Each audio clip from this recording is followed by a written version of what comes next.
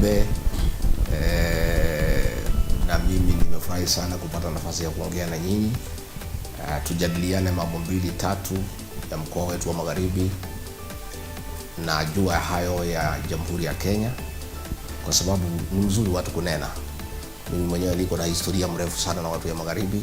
Nikiwa kijana mdogo nilikuwa dio pale na Maholo. Kutoka pale nilikuwa pale Kakamega, tunakaa hapo. Kuna klabu moja ilikuwa inaitwa Franka. Kwa na kula tembo hapo kidogo, nilikuwa kijana nimepotea. Napitia hapo mpaka Shianda, napitia hapo mpaka Malaa, na Mbacha mpaka na Baholo. Kwa hivyo na niko na marafiki wengi sana kutoka mkoa wa Magharibi, na mlipotangaza nitaongea, nimepata simu mingi sana kutoka watu ya Magharibi kuniambia zungumza juu ya hii, zungumza juu ya ile. Kwa hivyo mtaona niko na mambo mingi sana ninajua, kwa sababu ya urafiki, kwa sababu nilitengeneza urafiki bora sana na watu ya Magharibi. Na asante kwa kunifikiria mimi. Mimi ni mtu mdogo, mimi sina cheo chochote kwa serikali, lakini najua mambo 2-3 tunaweza saidiana na watu ya Magharibi. Tujadiliane, kwa sababu hii Kenya ni yetu na lazima tusaidiane kwa mawazo, kwa mafikira, na pia nisikie watu ya Magharibi wanasema nini na mimi niseme yangu. Kwa hivyo asanteni sana. Karibuni hapa kwa hili boma la mchungaji Dorcas. Nina matumaini atapatia nyinyi kikombe ya chai, kwa sababu hiyo ndio desturi yetu hapa sisi watu ya eneo hili. Asanteni sana. Asante sana Mheshimiwa Rigiji. Kidogo ulipoanza kusalamia watu wa Mlembe, nilikuwa natarajia useme Musangalile. Unajua sasa hilo jina, unajua sasa limeanza kuleta wasiwasi kwa sababu ya vile limetumika, kwa sababu mwenye kulitumia ametumia pahali kwingine na kumeleta shida. So ndio hivi karibuni niliambia watu ya Magharibi, hii Musangalile nimesikia, hiyo safari ninaijua, so mjadhari. Lakini kwa hiko juu ya hayo naambia watu ya Magharibi, Mlembe Pozi, Mlembe Hande, Mlembe Swa, Mlembe Te, Mlembe Mbia, Mlima Lamu, Musangalile. Lakini mimi I mean well, mimi sina maneno ati naongea namna hiyo ndio mseme mimi ni mmoja wenu. Hapana, sisi ni marafiki na tutajadiliana, kwa sababu hii Kenya iko na changamoto na iko shida mingi katika Kenya yetu. Na kufikiria kwangu kuokoa hii Kenya, watu ya Magharibi watachangia kiasi kikubwa sana, kwa sababu jamii ya Mlembe ndio namba 2 kwa wingi ya watu katika Jamhuri ya Kenya. Na kwa hivyo ni jamii ya maana sana, na ni jamii ambaye ikiamua vile hii Kenya itakaa namna hiyo.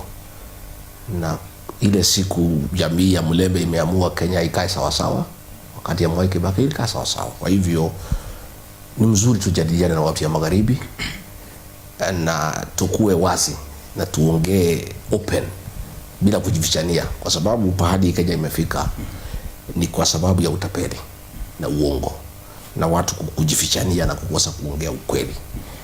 Wakati umefika tukue na mazungumzo ya ana kwa ana, mazungumzo ya wazi na watu ya jamii ya Mlembe, kwa sababu jamii ya Mlembe ni ya muhimu sana katika siasa ya Kenya, katika uchumi wa Kenya, katika utamaduni wa Kenya. Na kufikiria kwangu, na mimi nimeshukuru sana mmekuja kuniongelesha, lazima tuongee na jamii ya Mlembe na tukubaliane. Asante sana Mheshimiwa Rigiji. Nikipenda utupatie picha kamili. Nyinyi mlianza kuzungumza, mkaongea na Wakenya, mkawapatia agenda zenyu, manifesto yenu, mkaongea na Wakenya wote. Baadaye Wakenya wakapatia nafasi ya kwamba endesha hii nchi kutoka kwa huo utawala mwingine. Mkaapishwa, mkapewa nafasi, mkaanza kutembea kila mahali ukiambia Wakenya tunafanya hiki na hiki na hiki. Leo hii wewe sio naibu wa rais, ukawa impeached. Utupe picha kamili, nini kilifanyika?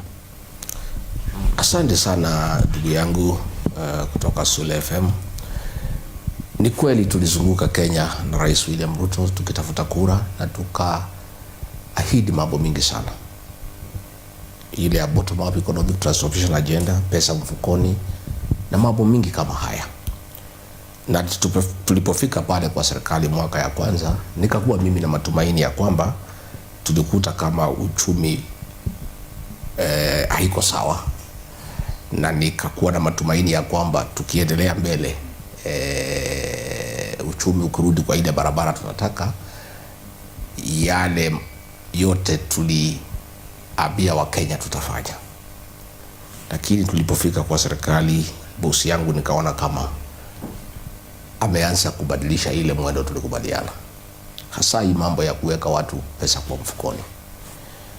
Na ikakuwa ni pale ameweka kikundi ya economic advisors, watu wachache wanakutana pale kila Jumatatu, na wakaanza kulete mabadiliko ya mambo ya kutosa watu kodi kwa njia kali sana.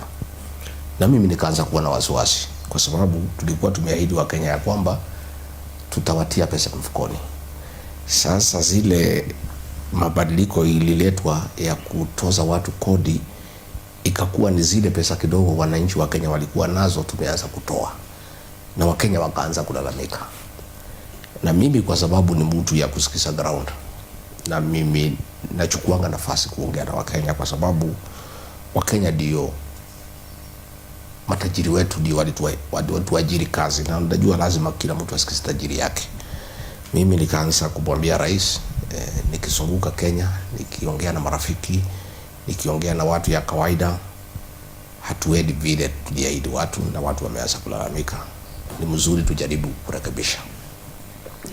Kama ni maneno ya affordable housing, rais akatuambia ni mradi mzuri sana ya kupatia vijana ajira, ni mradi mzuri sana ya kupatia watu makazi. Na sisi hata mimi nikaunga mkono, kwa sababu mimi ni Mkristo na nilimwamini rais sana. Na kwa mwaka moja nikaona ni kweli vile anasema. Lakini kupita hapo mbele, siku tumesema tuweke housing levy, tukaingia kwa payslip, tukachukua pesa ya wananchi. Shamba ni ya serikali, nyumba najengwa na usiwa mtu binafsi. Wengi sana wenye kutoa hii pesa wako na maluni ingine, wanajenga nyumba zao. Wengine hawahitaji hiyo nyumba, angetaka kupanga nyumba yake. Wakenya wakakuwa wanalalamika sana. Tukaingia mambo ya finance bill ya kuongeza kodi kwa Wakenya, na Wakenya wakaanza kupiga nduru kila pahali. Tukakuja tukaingilia hii maneno ya masomo ya university. Tulipoingia pale, tulikuta hii program ya HELB ambayo ilikuwa inaendelea vizuri, hata kama ilikuwa na matatizo kidogo.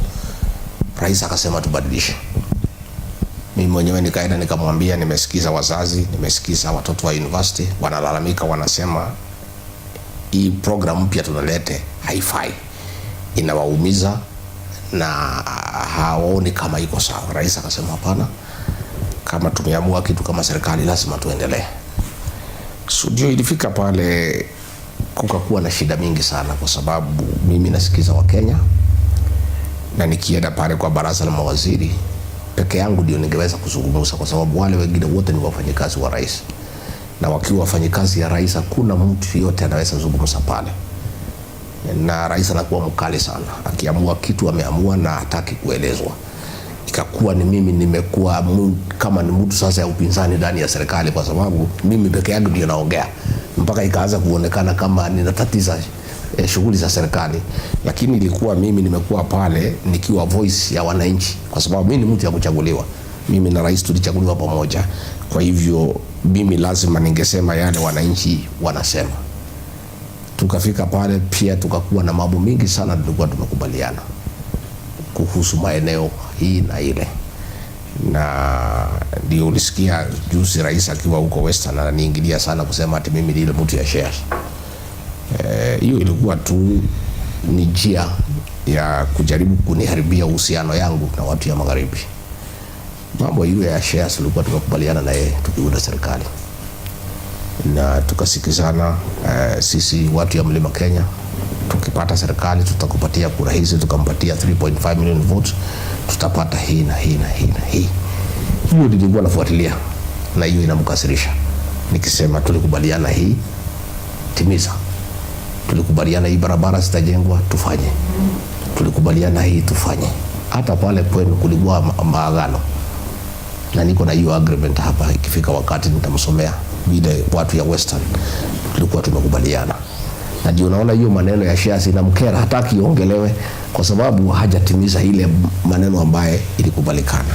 So ndio ikafika pahali akaamua ya kwamba hawezi fanya kazi na mimi kwa sababu ninauliza maswali mingi, ninaongea kwa niaba ya raia, na akanikashifu sana kusema mimi ni deputy president lakini naongea kama raia. Sasa mimi nikamwambia, unajua mimi ni mtu ya kuchaguliwa na mimi lazima nisikize wananchi wanasema nini. Na wananchi kila pahali Kenya wanalalamika, biashara zimeharibika, maduka zimefungwa, hakuna mtu wako na pesa, hospitali hakuna madawa, hii maneno ya SHIF na SHA haifanyi kazi, maneno ya ufisadi imeingia nchini, maneno ya Adani na ingine. Sasa rais, mimi nikikosa kukuambia nani atakwambia? Na wewe utembei kwa watu sana, mimi ndio niko kule, na hata wewe ukitembea hutapata nafasi wananchi kukufikia. Na hayo maneno ikakuwa inamkera sana, ya kwamba mimi ninamwambia kila siku tusikize wananchi, tufuate ile wananchi wanasema, tusiwahangaishe wananchi, tupate nafasi ya kuwa watu ya kusikiza watu. Sasa ukiangalia Kenya iko kelele kila pahali, na ndio naona sasa, nimeona hata wajumbe wale wanaunga rais mkono wameanza kubadilisha vile walikuwa wanaongea, wanaanza kusema hii SHIF na SHA haifanyi kazi. Na mimi nilikuwa nimewaambia kitambo, lakini ground imekuwa moto. Sasa wakienda kila pahali wanapigwa kelele kwa sababu ile wanasema na vile iko ground ni tofauti. So ikafika pahali sasa ikakuwa rais ameona pia hawezi fanya kazi na mimi, na mimi nauliza maswali mengi, mimi natetea wananchi, mimi nakashifu mambo ya ufisadi, mimi nasema wananchi wasikizwe. Ndio sasa akaamua kunifukuza, akatoa pesa mamilioni, wabunge wote wakapatiwa kila mtu 1500 wanifukuze, senators wakapewa 10 milioni kila mmoja, na hayo yote Wakenya wanajua. Lakini hiyo haina haja sasa.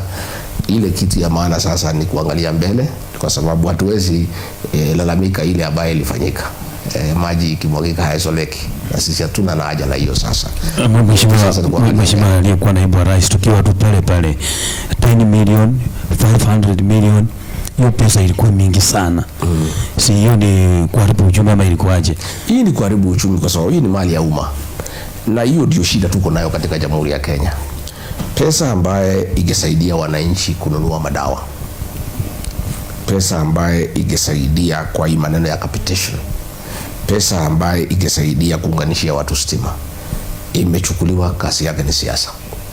Ni siasa tupu inaendelea. Hata ukiona saa hii siasa imeanza, mikutano hapa Karen inaendelea, kila mtu 10,000. So tuseme sasa hivi wabunge wa bunge la sasa hivi wengi wanafanya biashara, hawawakilishi wananchi, ni biashara tu. Sasa nikuulize ndugu yangu, ukisikiza ground vile inaongea, nyinyi watu mnapata nafasi ya kupata feedback, na vile hiyo wabunge wanaongea ni tofauti. Wao wabunge wanafikiria tupo zao, wanafuata ile rais anasema, wanashughulikia tupo zao, na wamewachana na mambo ya wananchi. Lakini naona uchaguzi kianza kukaribia, nimesikiza weekend hii, nimeona hawa ya kwetu ya mlima wameanza kupindua lugha kidogo pole pole. Kama iko shida tutasikiza, tutarekebisha. Wale walikuwa wanajipiga kifua, hii SHA ni mzuri, hii SHIF ndio yenyewe, hakuna mambo ingine, ni hiyo, sisi tutafuata.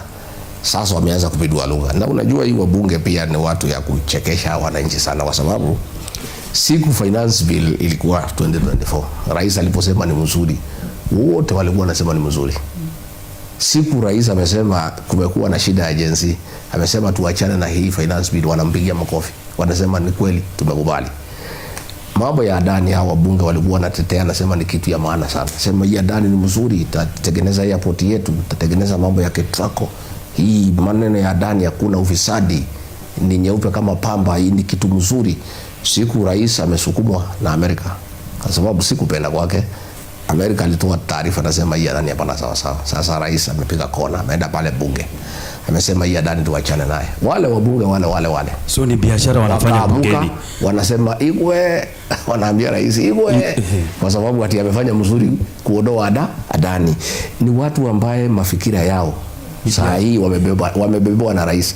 Wao wanafikiria mambo ya tumbo zao. wanafikiria mambo yale ambayo itawasaidia wenyewe, lakini wamesahau ya kwamba hao ni watu ya kuchaguliwa, wamesahau kutetea Wakenya, wamesahau kusimama na ukweli, wamekataa kusikiza ground vile wananchi wanasema, lakini chuma chao kiko motoni. Kabla mwenzangu Lydia ulize swali, pengine maswali mbili, Mheshimiwa Rigiji. One, inasemekana kwamba wewe ulifika mahali ukaona kwamba wewe pia na rais mko sawa, yeye nusu wewe nusu, ya kwamba yeye rais na wewe mlichangia serikali, kwa hivyo mnakaona katikati. So akaona ya kwamba sasa mimi ndio rais, wewe ni naibu yangu, inakuaje tufanane kila kitu. La pili, swala la pili wanasema ya kwamba after impeachment hautawahi kuombea kiti chochote katika nchi ya Kenya, ama itakuaje? Kwa hivyo kijibu hiyo mbili mwenzangu Lydia. Mimi hakuna siku nimesema mimi na rais tuko sawa, kwa sababu yeye ndiye rais wa Jamhuri ya Kenya, mimi nilikuwa msaidizi wake, lakini hiyo haikunitoa haki ya kuongea, kwa sababu pia mimi ni Mkenya na katiba yetu inakubalia kila mtu kusema ukweli. Shida ilikuwa kila mtu anaambia rais ndio, ni ile inaitwa praise and worship choir. Mimi nikataa kuingia katika hiyo choir. Mimi nikakuwa ninamwambia ukweli vile raia wanasema. Mambo ya kwamba ati nikifukuzwa sitasimama kiti, hiyo haina maana kwangu. Unajua watu wanafikiria ati mimi ni mtu najipenda sana. Sio lazima nikuwe chochote katika hii Jamhuri ya Kenya. Na mimi ningesikiza vile rais alikuwa ananiambia nijiusuru, because alikuwa ameniambia wewe jiusuru nikupatie bilioni 2 uende nyumbani, uende upumzike, fanya mambo yako, uwe na security, uwe na mshahara na unaweza simama siku nyingine. Sasa nikajiuliza, yule anakupangia mabaya anaweza kukupatia suluhisho ya vile utaishi? Ukiona ile mtu anakupangia mabaya, ile barabara anakuambia uende, unaenda opposite. Kwa hivyo mimi sijipendi. Hata wabunge ya kwangu wengi sana wale wananiunga mkono walikuja kuniona kuniambia wewe jiuzuru ndio ukue upate nafasi ya kusimama. Nikasema hiyo ni kujipenda, sio lazima mimi nisimame, sio lazima niongoze. Mimi lazima nijitolee, nitetee wa Kenya na ukweli ujulikane. Na si ati lazima mimi ndio nikuwe kiongozi wa Kenya. Wengine iko watu wengi sana ya kuongoza. Mimi nitakuwa kwa ile team itafanya. Lakini hakuna mtu amenikataza kusimama. Mimi niko na kesi kotini inaendelea. Uhuru Kenyatta na Ruto walisimama wakiwa na kesi kwa Hague. Katiba ya Kenya iko wazi ya kwamba kama ugali uko na mambo kotini, right yako ya kupigania kiti hawezi ondolewa. Kwa hivyo mimi nikitaka kusimama nitasimama, lakini hiyo haina haja saa hii. Ile kitu ya maana sana ni vile tutapanga hii Kenya na wengine ndio tuweze kuwapata uongozi bora.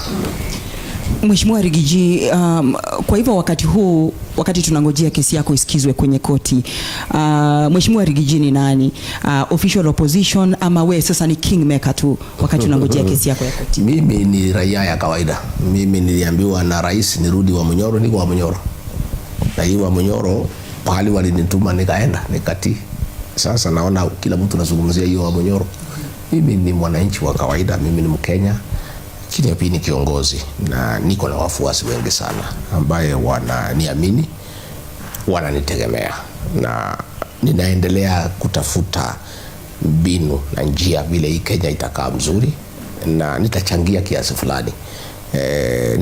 kiasi fulani kupanga hii Kenya na kutafuta uongozi bora. Na ndio nimeanza kushikana na viongozi wengine katika Jamhuri ya Kenya tukiwa na mikakati ya kukubaliana vile Kenya itakaa. Na si ati mimi ni kiongozi wa upinzani, mimi tu ni kiongozi msema ukweli. Unajua sasa ukisema ukweli unaambiwa wewe ni mpinzani, kwa sababu lazima tuambie serikali hii haifai.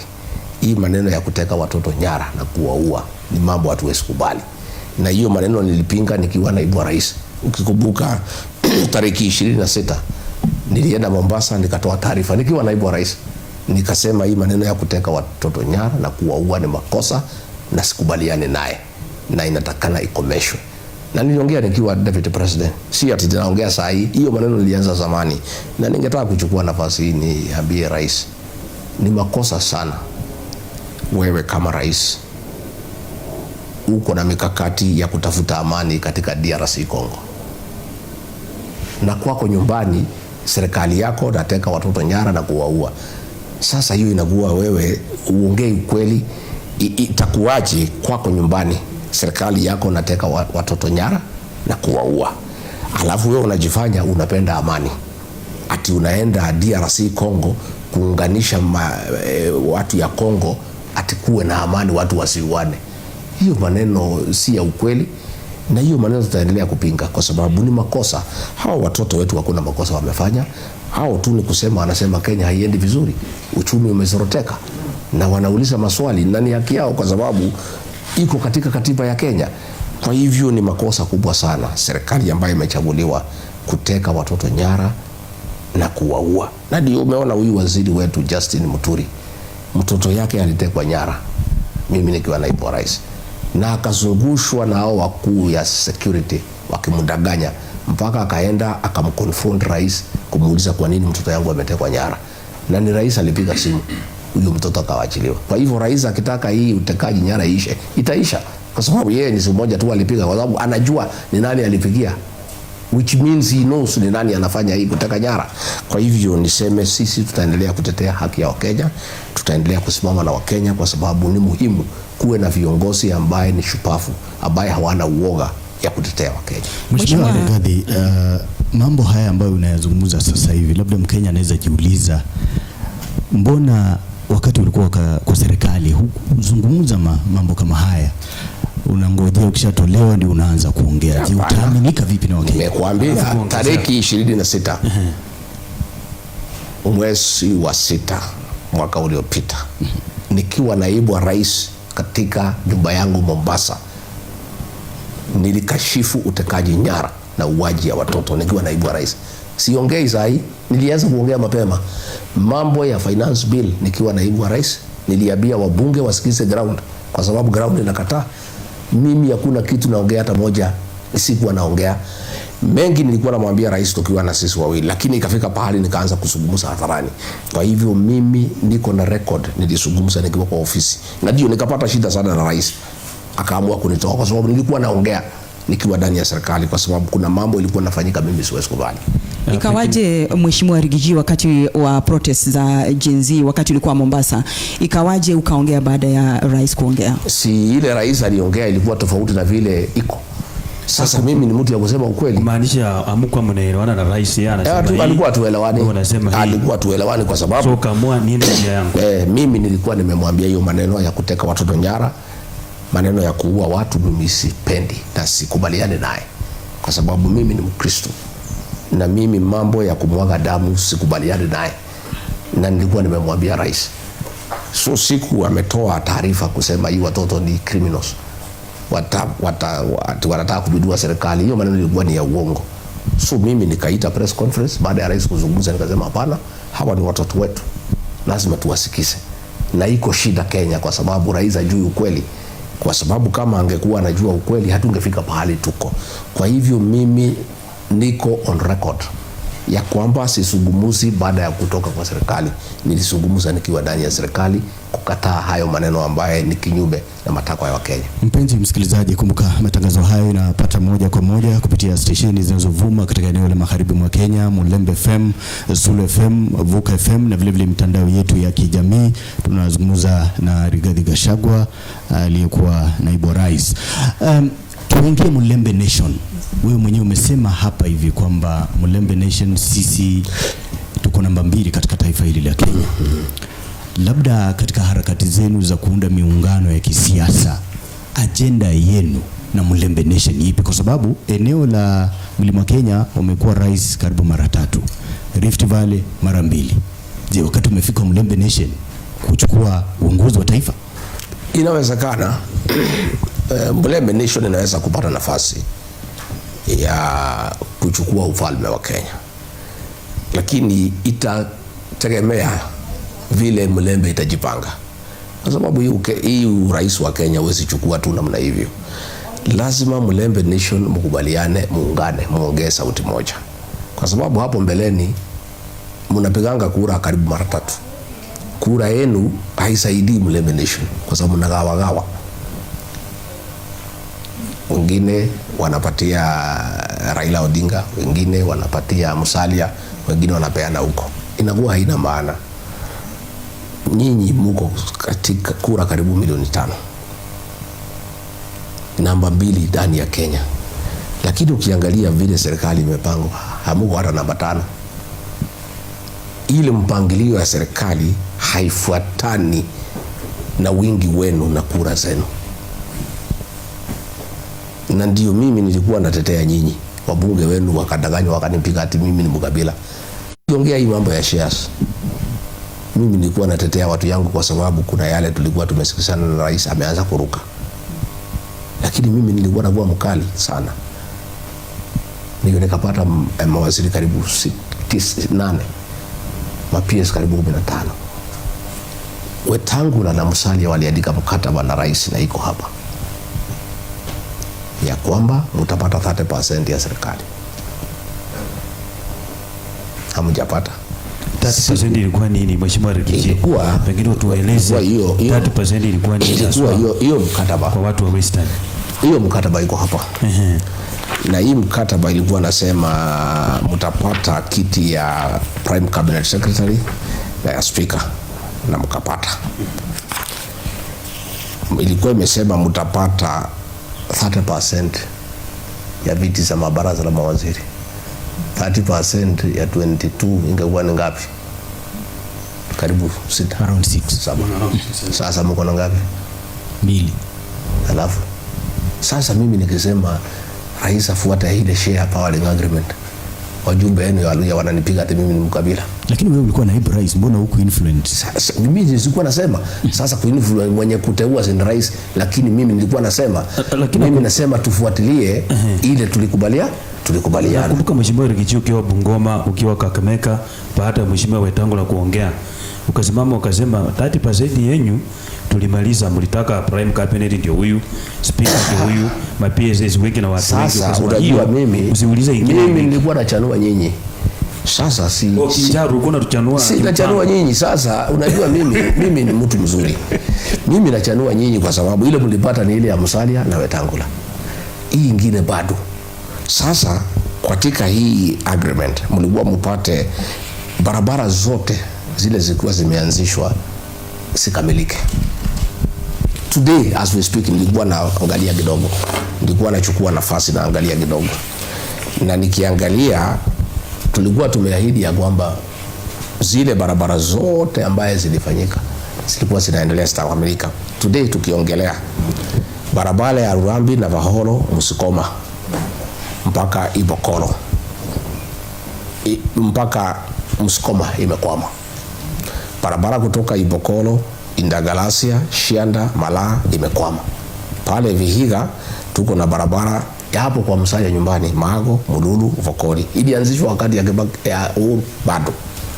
Ukiangalia pale Busia iko Mungaki, Buyofu, Musikoma Road imekwama. Hii iko katika hii mkataba hapa ya kwamba mkipigia William Ruto kura, kazi ya kwanza ni zile project zote zilikuwa zinaendelea sifanye nini? Simalizike. Kuna barabara Brigadier Mizigo pia ya wakati Mheshimiwa Uhuru. Paka sasa hivi mkilaunch iko 30%. Mungaki, Buyofu, Musikoma kuna hiyo ya Brigadier Mizigo ya. Brigadier iko kwa shares. Iko kwa shares imesema ya kwamba barabara zote all projects that are ongoing itamalizika. Juu ya hayo mtaongezwa katika Western kilomita 1000 mpya barabara. Hakuna hata inchi moja imejengwa. So mimi nataka hii agreement imesainiwa na William Ruto, Musalia Mudavadi, Moses Wetangula na Kithure Kindiki ndio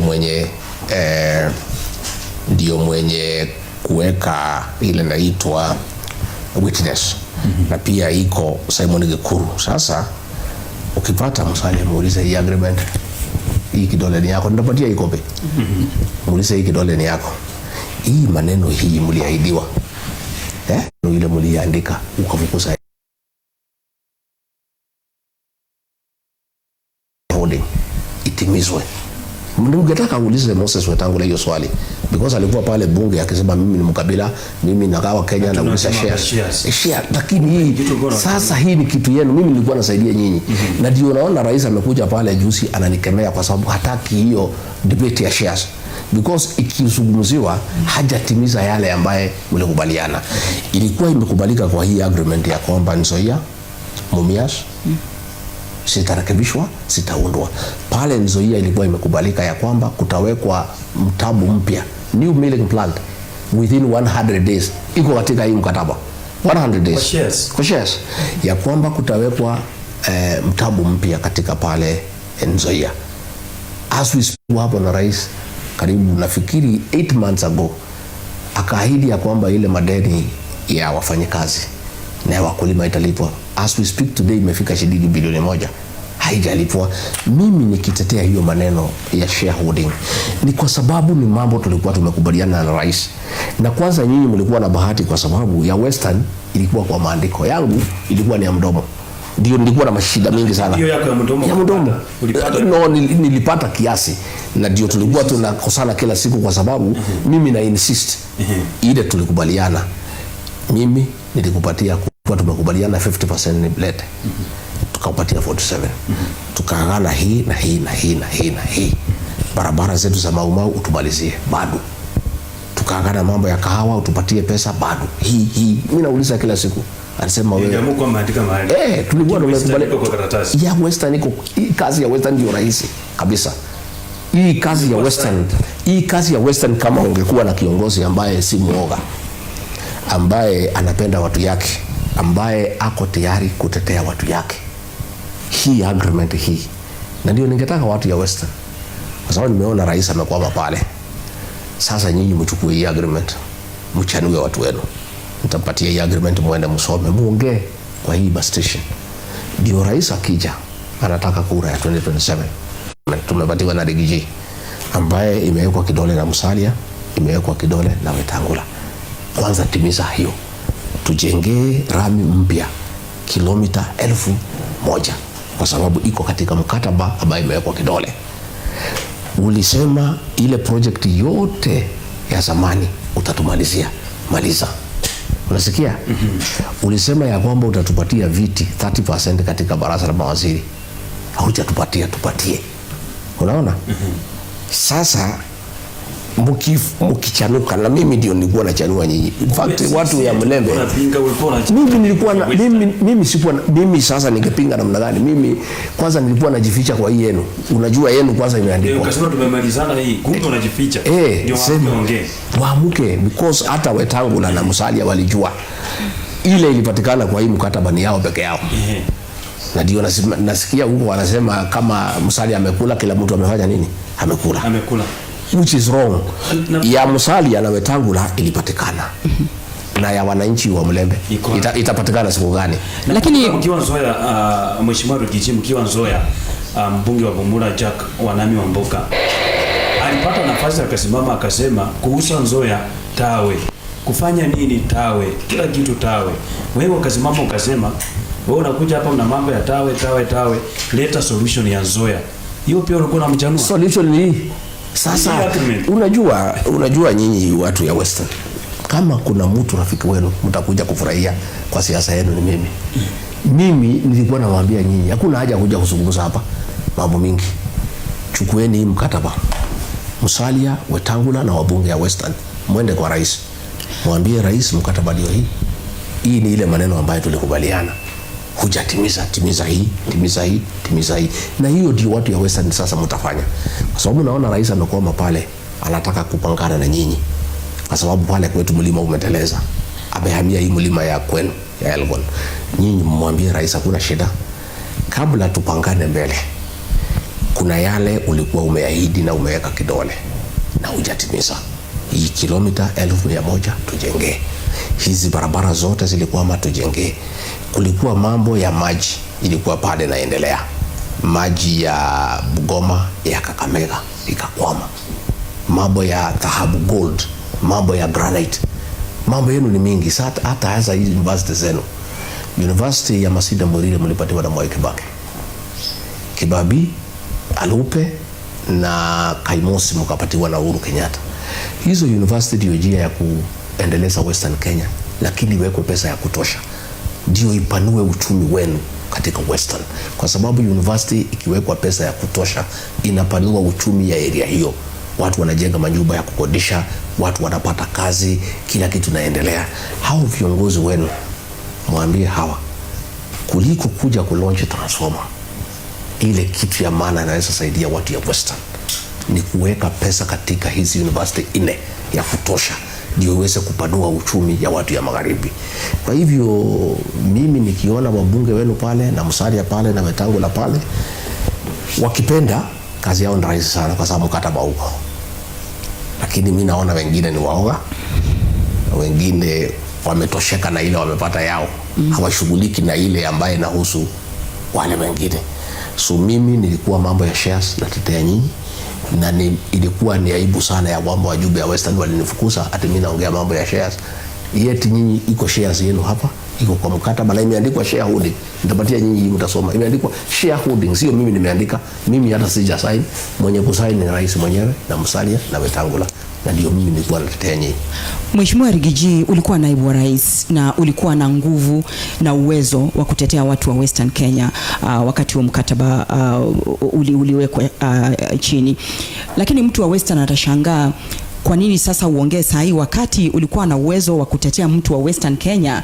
Ulikuwa unazunguka tukikuona ukiongea kuhusu mambo ya mlima na mlima na mlima, na wakati huu wakati unatafuta marafiki wapi wa siasa kutoka Western Kenya, utapataje marafiki wakati huo ulikuwa na uwezo lakini haukusisitiza mkataba huu? Mimi uwezo wangu ulikuwa mdogo sana. Mimi nilikuwa msaidizi wa rais. Mwenye kuamua kila kitu ni rais mwenyewe. Yangu tu ilikuwa ni kukasana na yeye atimize yale ambayo ameahidi. Na usaidizi, hakuna usaidizi mwingine ningepatia watu ya Western Kenya kuliko hii kutetea hii shareholding. Kwa sababu hii kitu ni mzuri sana kwa watu ya Western. Ingetimizwa hii mngekuwa mbele. Na mimi hiyo nilitetea. Ndani ya baraza la mawaziri, hata nikiita Musalia na mwambia umwami hii maneno ya hii shares yako usifuate. Na mimi niliongea hiyo maneno ya shareholding kila pahali. Na yangu ilikuwa tu ni kuinsist ya kwamba ukishakubaliana kitu na mtu ni ungwana kutimiza. Ikasemekana ati mimi nataka kusema watu wengine watengwe.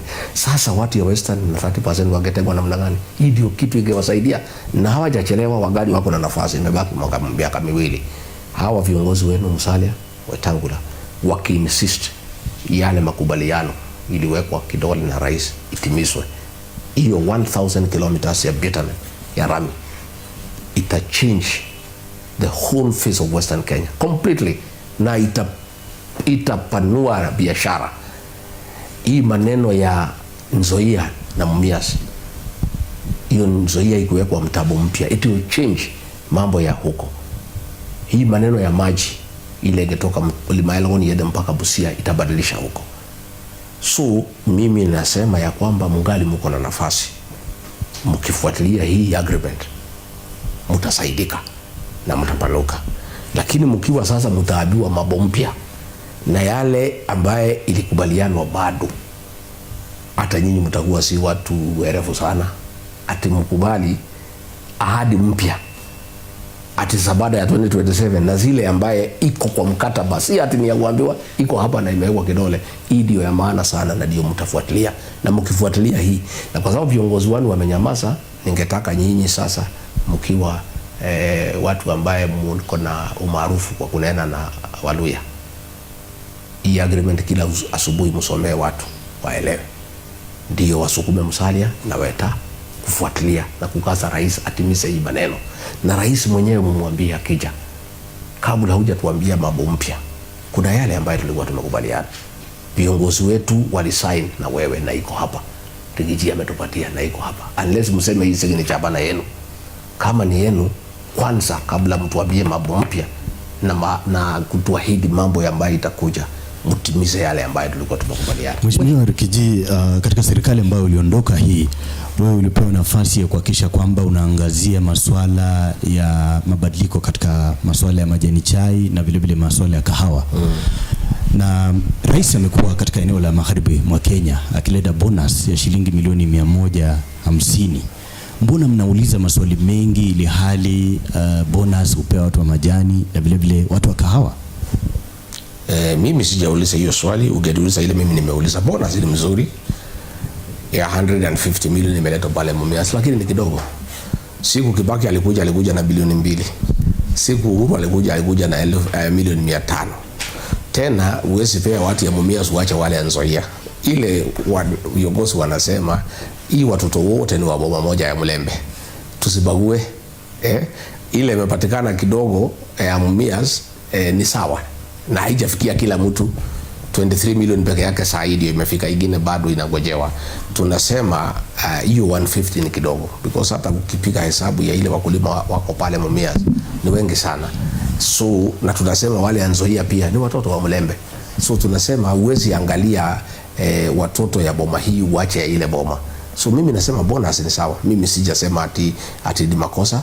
Nasema bonus ni sawa, lakini iletwe pesa ya kutosha, na hata kama wale Nzoia, hata kama wapei bonus, waangaliwe ile madeni iko.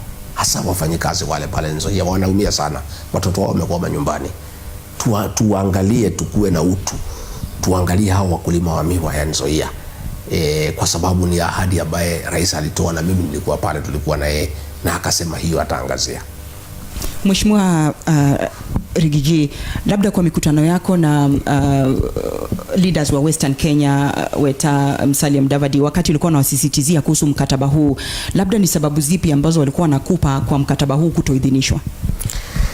Mimi sijui, lakini rais ni mkali na ni watu wachache sana wanaweza kuangalia yeye ana kwa ana kusisitiza. Mheshimiwa Rigiji, unaposema rais ni mkali unamaanisha nini? Unajua kuna hiyo ukali ya siji kwako unamaanisha nini? Nasema yeye mwenyewe ndio mwenye kusema, na watu wengi wanaogopa kumuuliza swali. Na ndio mimi nilikuwa na shida na yeye, matatizo na yeye, kwa sababu mimi nilikuwa na face yeye head on. Mwambia rais, tulikubaliana hii, timiza. Tulikubaliana hii, tufanye. Uliahidi siku fulani, fanya. So wale viongozi wenu sijui kama wako na hiyo stamina ya kufesi yeye, wamuulize. Lakini raia wanaweza muuliza. Na ndio mimi nataka hii mkataba mueleze wasikilizaji, waelewe hii mkataba ilikuwa nasema nini.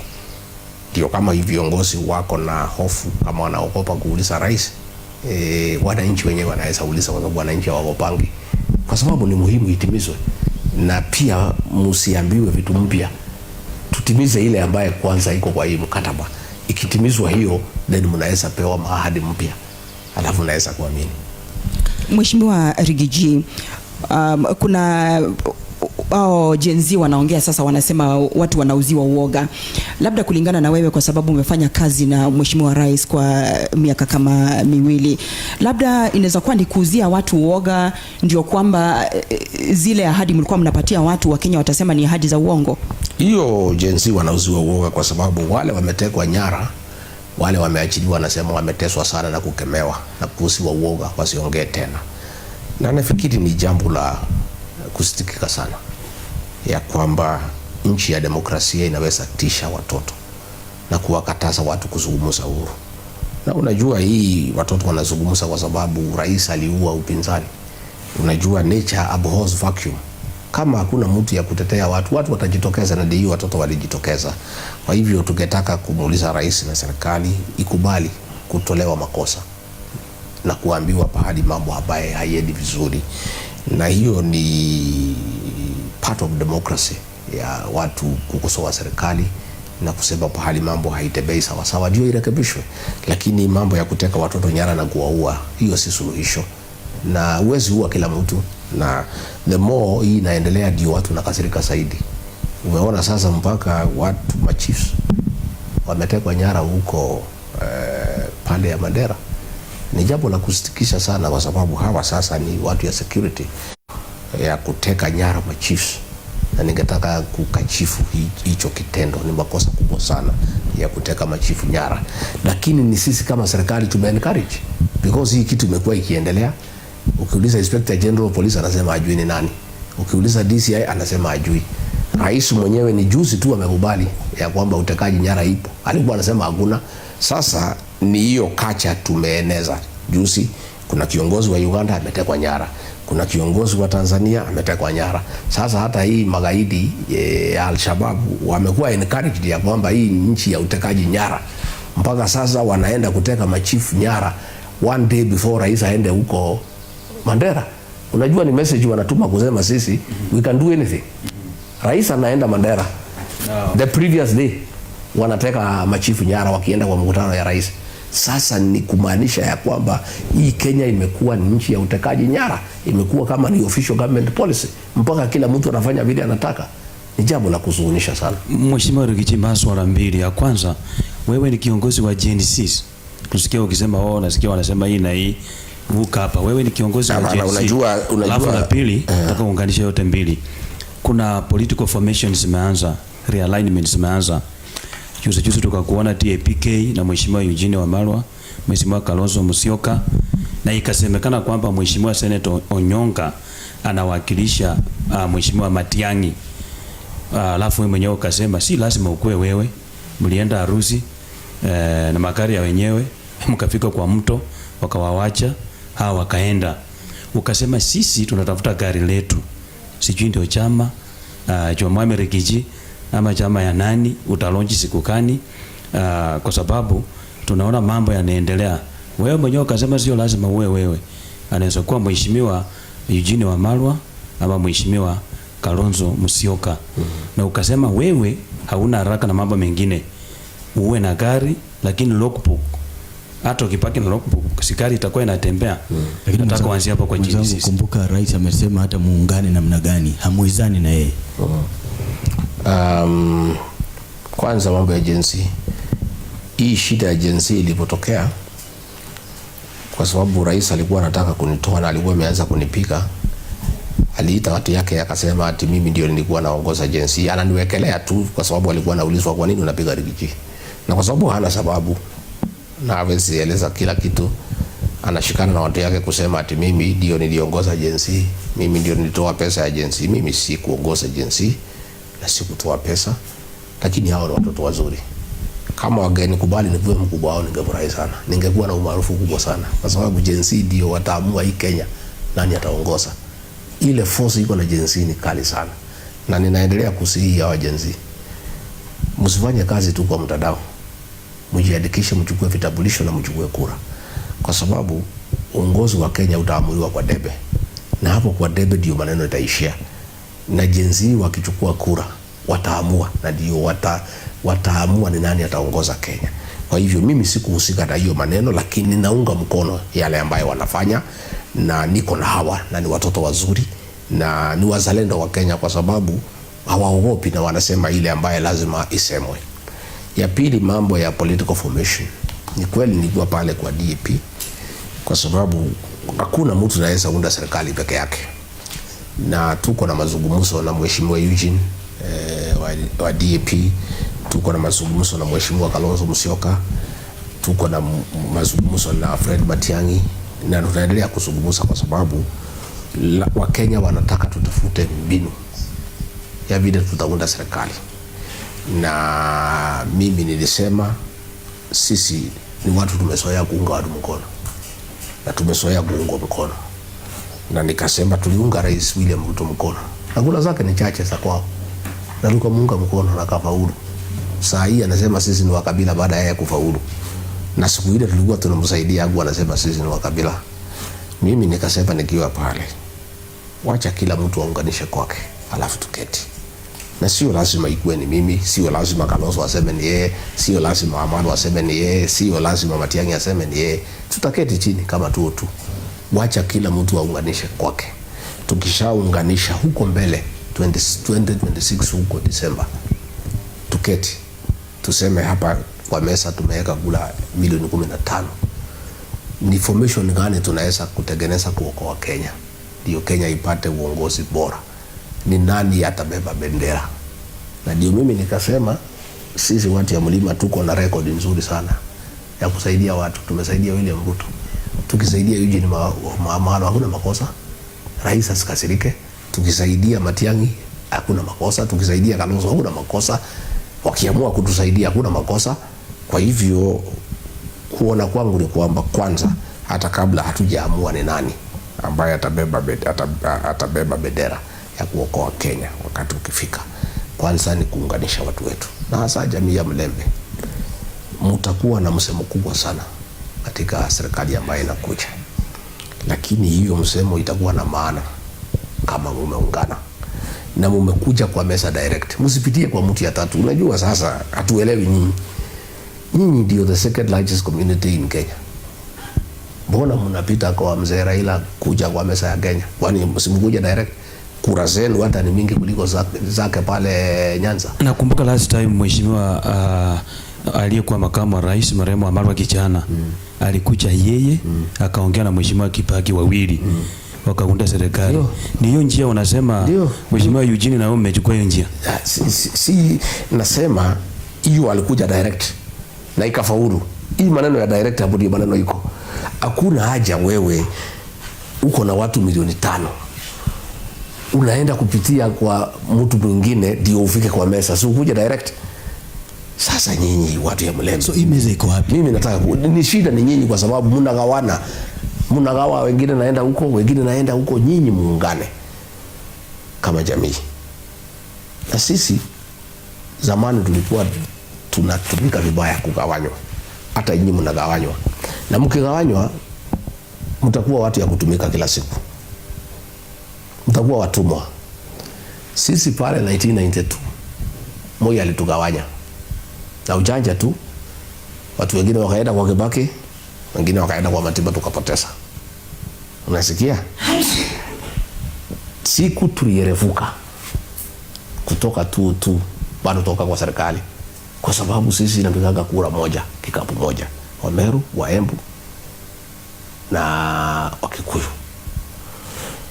Nyinyi mko pale Wabukusu naenda pande hii, Malagori naenda pande hii, Waidao, Waisuga, Marama, Banyala, Basoso wanaenda pande hii, Kabras naenda pande hii.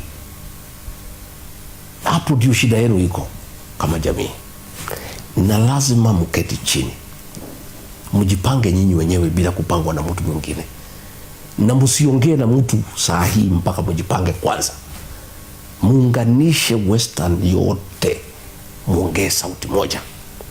Na ndio unaona huyu Natembeya anapigwa, because hiyo lugha anaongea watu hataki, because wanajua Western ikiungana iongee sauti moja itakuwa na umaarufu kubwa sana, ushawishi kisiasa. Inasemekana Natembeya wewe ndio umetuma yeye, ndio unasukuma Natembeya. Mimi natuma yeye, kwani yeye ni mtoto? Natembeya ni kiongozi, amechaguliwa governor, alikuwa PC. Huyo ni kiongozi, anajua nini anafanya.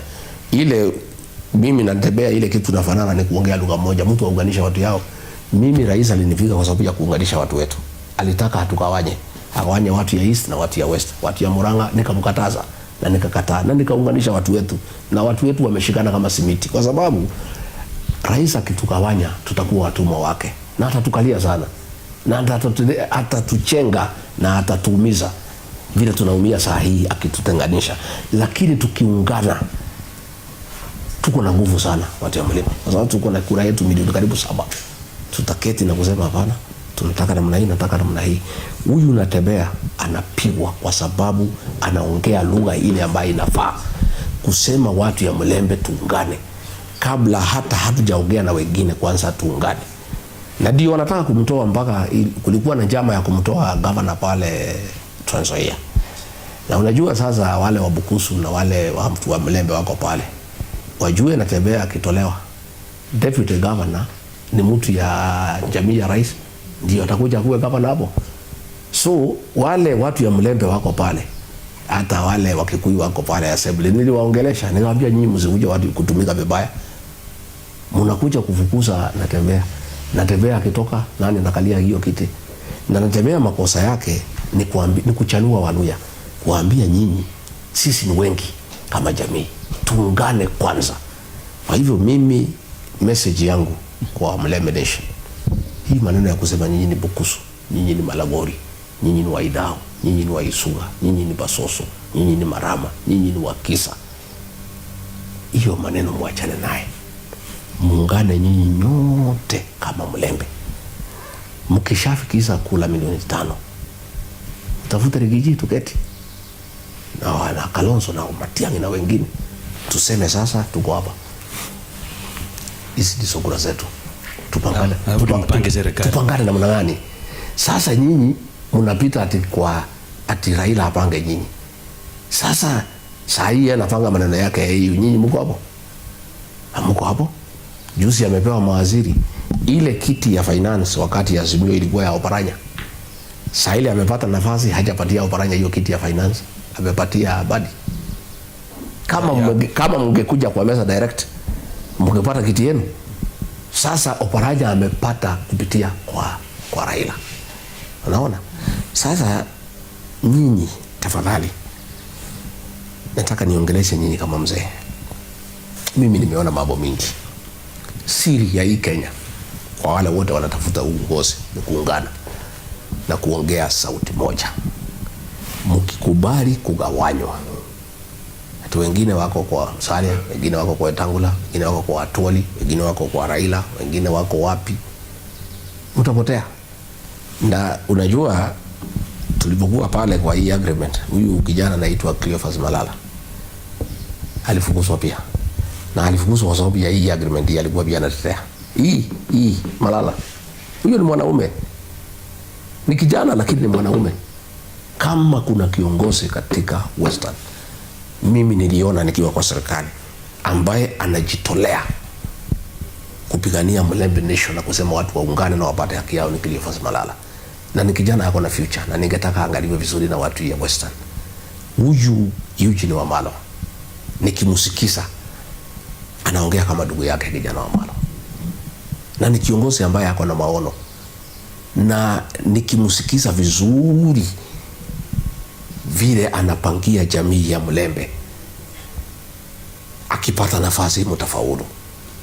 Huyu natembea hii maneno anaongea ya unity, vile anaongea mambo ya unity, ni baraka katika hiyo jamii ya Mlembe, because kiongozi wote anaambia watu waungane. Unity is strength. Na katika siasa ya Kenya, bargaining power, mkienda kugawa serikali na kuipanga, ni uzito wenu kisiasa, na huyo uzito unaletwa na kuungana. Mimi nataka niambie nyinyi leo asubuhi, mtanikumbuka. Msipoungana mtapata tu mabaki. Wengine wataenda kwa Raila, wengine waende kwa Ruto, wengine waende kwa Eugene, wengine wapotee huko msituni. Mtakuja mpate mawaziri tu, despite the fact that nyinyi ndio the second largest community, lakini kwa hii serikali mko, you are not even number 5 in terms of representation. Na makosa ni yenu tu, mlikosa kujipanga na kuwa united as a people. Ukiangalia hii watu ya Northeastern hawakupigania hii serikali, lakini viti yote ya usalama wamechukua, wanaungana, wana negotiate, wamepewa kila kitu kwa hii serikali, more than you. Na nyinyi mlipiga kura, na hakuna kura walipiga. Unaona waziri yako hapo Garissa anapiga kelele kila siku kwa chifu kila mtu, na hata hakuleta kula 2000 kwa William Ruto, lakini mdomo iko juu sana kukachifu wengine na kuambia vile wanatakiwa kukaa. Lakini nyinyi, your vote has been wasted as a region because it's not united. I want to ask the people of Western to make a conscious decision going forward to unite as a people and to forget about sub-plans, to talk as a region. Trans Nzoia, Busia, Kakamega, Vihiga, Bungoma. Speak as one. Come to the national negotiating table with your 5 to 6 billion votes and form government. And with those votes, you can ask for the presidency na mutapewa. You can ask for the deputy presidency na mutapewa. You can ask for anything because you are united. Lakini mkiwa tu ni watu tu ya kutumika, ni watu ya kutumia, ya kupitia kwa broker, mkienda kwa Kenya mtakwama miaka yote. Mtakuwa kazi yenu tu ni kukaa kupigia wengine kura, alafu mnakaa pale mnangojea salamu. Musangalele. Mheshimiwa Rigiji, kuna siasa. Mheshimiwa Rigiji, kabla ya kuuliza swali. Lakini hizo salamu za kawaida. Mtakuwa huyo ndio kazi yenu. Haya mambo matatu, ya kwanza broad based government, rais aliona ya kwamba iwe baada ya haya yote kufanyika wamsaidie kufanya kazi. Sijui kama unaunga broad based government kazi inaendelea ama haiendelei? Hakuna kazi inaendelea. Jambo la pili, Mheshimiwa Rigiji, unaunga Kindiki wakati alipewa nafasi hiyo kama naibu wa rais.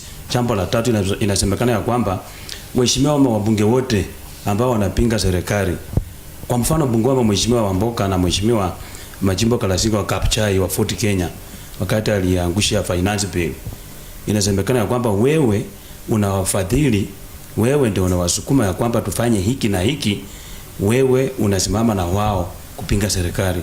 Hayo masuala matatu. Umeuliza swali ya broad-based government. Broad-based, hakuna kitu imebadilika. Na nyinyi mmepata nini watu wa Western kwa hiyo broad-based? Oparanya amekuja amebadilisha ababu. Zero sum game. There's nothing you gained. What did you gain? Changing one person with another. Huyu ni wa Busia, huyu ni wa Kakamega. There is nothing for elimination. The person aligain ni Raila kwa sababu alileta watu wangu wanao kwa serikali. Nyinyi mlipoteza, you changed one for one. Okay, hiyo mlichezewa. Number 2, pale kwa hii serikali rais ndio mwenye kuamua kila kitu. Hata ukileta mawaziri ngapi, is a waste of time. Yeye mwenye ndio mwenye kuamua, wako tu pale. Na tangu broad-based kuje, hakuna maisha ya Wakenya yamebadilika. Gharama ya maisha igali iko vile ilikuwa. SHA is not working. Chief is not working. Payslip imefinywa. Ndio tunataka kurescue, kuiokoa payslip. Madeni ya Kenya haijalipwa. Barabara hazijajengwa. Hata juzi hii wa rais amekuja huko, ile barabara hakuna kitu inaendelea. Nothing, what has changed? Unajua tukisema hii broad base ni mzuri kama kuna kitu imebadilika. Lakini as we speak today, watoto wa university wako nyumbani. Hawana pesa ya kwenda kulipa. Hospitali haina dawa. So what is the gain of the broad based government? Hiyo broad base ni watu tu wametafutiwa kazi. Ndio waunge rais mkono wanyamaze. Na wamenyamaza, rais anaendelea. Hakuna kitu imebadilika, ni vile ilikuwa. Mimi sitaki niongee mambo ya Kindiki kwa sababu huyo ni mfanyikazi wa rais. Sasa mimi ni kiongozi amechaguliwa, utaongeaje juu ya mfanyikazi? Yeye anafanya vile rais anataka na hiyo ni uamuzi ya rais. Sasa huyo ni mfanyikazi yake, anamwambia sema hii, fanya hii, fanya hii, fanya hii. Mimi sina shida na sina shughuli na yeye. Kwa sababu mimi sasa niko kwa mambo yangu. Na mambo yangu ni vile hii Kenya tutapanga, tuone vile itakaa. Mimi hakuna mjumbe ninafuatilia, lakini mimi naheshimu viongozi wote wako na msimamo. Huyu Karasinga ni kiongozi yako na msimamo. Mimi namheshimu. Huyu kijana anaitwa Salasia, Peter Salasia. It's a young man but with brains. Hako na akili mingi sana huyu kijana. Anacheka tu namna hiyo, lakini zile point uliona siku rais alikuja pale vile aliongea. Anaongea vile wananchi wanataka kusikia kwa sababu yeye ni mtu ya ground. Mimi namheshimu sana. Huyu Kuabuka anatetea watu yake na hakuna makosa amefanya. Unajua the only thing we have in common with them, mimi pia ni mtetezi ya wananchi na hao viongozi wanatetea wananchi. Mimi hakuna mtu nimefuatili. Mimi huyu Kuabuka sijaongea naye, hata sina simu yake. Salasia I have not seen him for a long time. Nimemwona juzi hapa tukifungua ofisi ya DAP. You know, huyu Karasinga I talked to him wakati ya impeachment, akiniambia anaambiwa ni impeach na watu yake hawataki. So mimi ni kuheshimiana na heshimiana na viongozi ambao wako na msimamo, because mimi naamini ni mzuri sana kuheshimu raia. Ndio. Mheshimiwa Rigiji, maswali matatu. Swali la kwanza ni nafasi ya vijana, kwa sababu tumekuona kule wa Mnyoro ukiwa na wageni tofauti wa siasa, marafiki wa siasa.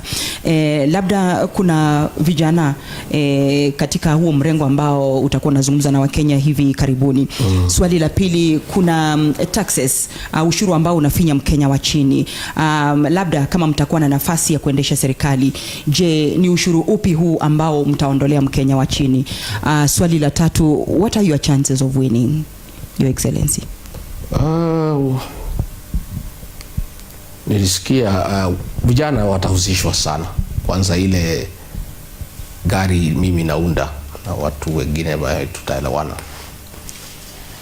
Vijana wetu wa Gen Z na Millennials watakuwa na nafasi kubwa sana, sababu hao vijana ndio wenye nchi hii ya Kenya na ndio leo na kesho yetu, and this country is about them.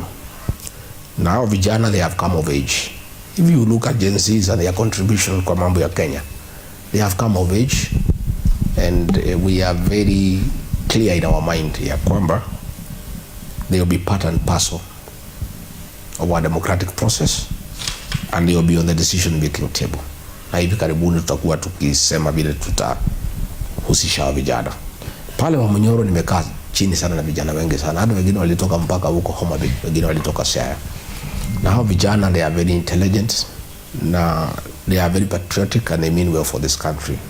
And in our formation they have a place, a very strong place ambaye watashiriki sana na uamuzi vile Kenya itakaa, they will be part of it. Mambo ya taxation, we are our taxing Kenyans. Niliona John Badi pale ameenda bunge la wananchi jana akisema hakuna ingine itakuweko, lakini ukweli ni kwamba NSSF imeongezwa. Jua ile tu ni kuongea, wanaongea. Tumeona finance bill imeletwa through the back door. Imeletwa through the back door. Na watu wanaendelea kuwa overtax. Sisi tumesema Mwenyezi Mungu akitusaidia tukifaulu, na tutafaulu, hii housing levy tutaondoa, kwa sababu sio kazi ya serikali kujenga manyumba. Kazi ya serikali ni kujenga barabara, kuweka maji, kuweka stima, kuleta usalama na kuleta environment nzuri ya wawekezaji kuleta mali yao Kenya. So housing levy will do away with it. Hizo manyumba tupatie kama ni county governments, and kila mtu aende ajenge nyumba yake, kwa sababu inatakana namna hiyo. You cannot kill the goose that lays a golden egg. Hao watu ya payslip, wafanyikazi wa serikali na wale wa private sector wameumizwa sana, na hii uchumi umezoroteka kwa sababu hawana purchasing power. Na kitu ya kwanza tutafanya ni kurudisha heshima ya payslip na kurudishia wafanyikazi wote heshima yao na kulegeza payslip yao, kwa sababu payslip yao ikikaa sawa sawa, wakiwa na mapato ndio wanainua uchumi. Wanaandika watu, wanajenga nyumba, wananunua shamba. So saa ile umewaua kwa kuchukua pesa yao yote, ndio uchumi wa Kenya umekoma. Sisi tutafaulu kwa sababu Wakenya ni wengi, na nikisikiza Wakenya wamechoka vile Kenya inaendeshwa, hawapendi. Nimeona rais akijibika kifua pale, mimi sina mshindani, wale watoe sera, hiyo anaongea tu. Vile anaongea ndio watu ya Uhuru na Raila walikuwa wanaongea at that time. Tuko na system, tuko na deep state, nini, hiyo aongee tu. Lakini sisi tunaongea na Wakenya na tunawasikiza. Na hii serikali tutaunda, na ni ombi langu watu wa Mlembe wakuwe ndani ya hii serikali, na hawana sababu ya kuwa nje, kwa sababu their numbers automatically gives them a ticket to be in government directly without a broker. Unless kama wataki, sisi hatuwezi lazimisha hawa. Once they unite 5 to 6 million votes to get, na ile tutakubaliana na hawa, maneno imeisha, finished. A game involving a united Mulembe nation is over. That's the truth. And it's upon the Mulembe nation to wake up and make a conscious decision to come to government directly. Why do they need to go through a third party? Why? With their numbers, these numbers must count. It's so sad that a community as large as Western region inapata mabaki ya kuonewa huruma na watu wengine. President Ruto akiona huruma anawapatia babu na mababo. Raila akionea nyinyi huruma anapatia nyinyi oparanya. Why should the community be a beneficiary of magnanimity? This community needs to come to government directly and negotiate its rightful place. And you have the numbers. And numbers don't lie. These numbers must be meaningful. They must make sense. It is very, very sad and unfortunate that the people of Western Kenya continues to be a beneficiary of pity and magnanimity. Ati wanaonewa huruma, wanatupiwa hii, nini. What? Why? Unite as a people. Come and talk to the rest of Kenyans and take your rightful place in the governance structure of this country. dictated by your numbers, because politics is mathematics. Ni hesabu, and there's no other formula, ndugu yangu. It's so simple. I don't know whether you see it, the people of Western. You guys, this government is yours for what to take. It's up to you if you want. But if you want, mkae pale mngojee Raila atupie nyinyi mabaki, sawa. Mkitaka mngojee pale Ruto atupie nyinyi mabaki, ni sawa. There's nothing we can do. But if you decide to work with us, the Mountain, the Mulembe Nation and others together, mtakuwa pale and you say what you want. You put your numbers on the table and say, these are our numbers. From these numbers, this is what we want. And we form the government together na tuendelee. Tuangazie masuala haya ya uchaguzi. Kumbuka kuna mwamuzi ambaye atatoa uamuzi ambaye ni tume ya mipaka na uchaguzi IEBC. Na je, unaamini kwamba watatoa uamuzi ambao ni wa kuridhisha na wa kuaminika? Yes. Kwa sababu tumesikia sauti za baadhi ya wabunge wanasema kwamba hata kura zisipojaa watajaza. Hiyo wanaongea Karura mna hiyo. Wacha nimwambie, watu wakiwa kwa serikali wako na maringo mingi sana. There's a lot of arrogance. Hiyo maneno tulisikia in the last election. Tuseme Mheshimiwa Rigiji, pia wewe ukiwa kwa serikali ulikuwa na maringo mingi. Hapana, mimi naongeaga ukweli. I'm not arrogant. I'm a very humble man. I speak my truth the way it is. Hii kusema tu wataongeza kura, wataongezea wapi? Hii kura inapigwa na kuhesabiwa kwa polling station. It's not possible kuongeza hiyo kura. I want to assure you. Na sisi President William Ruto alishinda na kula 200,000. Our strategy sisi ni kusanya kula 15,000,000. Na tunataka gap ya karibu 5-6 million. So that hakuna hata mtu ataenda Supreme Court. It's not necessary. We are going to have a 202 moment. 202 moment. And Mulembe Nation was part of 202. I am very positive and very optimistic that Mulembe Nation will be part of the winning team. And you have nothing to lose by being united, by speaking in one voice, and claiming your rightful place on the decision-making table as a people, directly, not through anybody else. And mimi sijui mambo mingi sana, lakini nimekuweko. 1992 nilikuweko, 97 nilikuweko, 202 nilikuweko, 207 nilikuweko, 2013 nilikuweko, 2017 nilikuweko, 2022 nilikuweko. I've never gone on the losing side.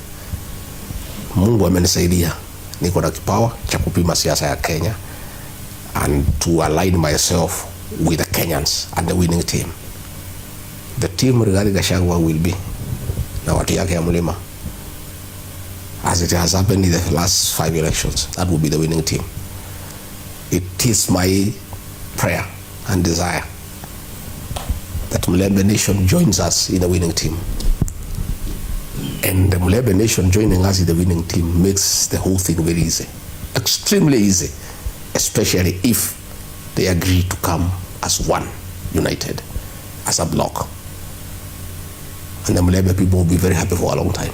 Aliyekuwa Rais Uhuru Kenyatta ako katika hiyo timu ya Rigiji namba 2, mlipatana kwa sababu wakati wa kampeni? Uhuru Kenyatta ni mzee wetu. Okay. Na tuongeage juu yake. Najua kwetu tuko na heshima sana. That's our elder.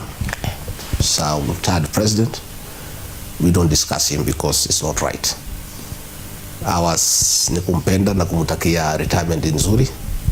And when we need advice, tunauliza yeye ushauri. Na tunataka apewe nafasi afanye kazi yake, apumzike, atupatie mashauri tukitaka. Hata tupatie mashauri.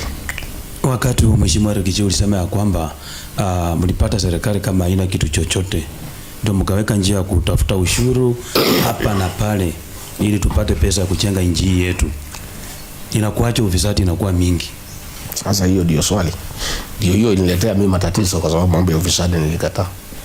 Hiyo ya kuchukua kila kitu, mambo ya Adani, mambo ya SHA inatakana iweke 104 billion Kenya shillings ya kununua system mpya. Hiyo ni ufisadi na mimi siwezi kubaliana naye.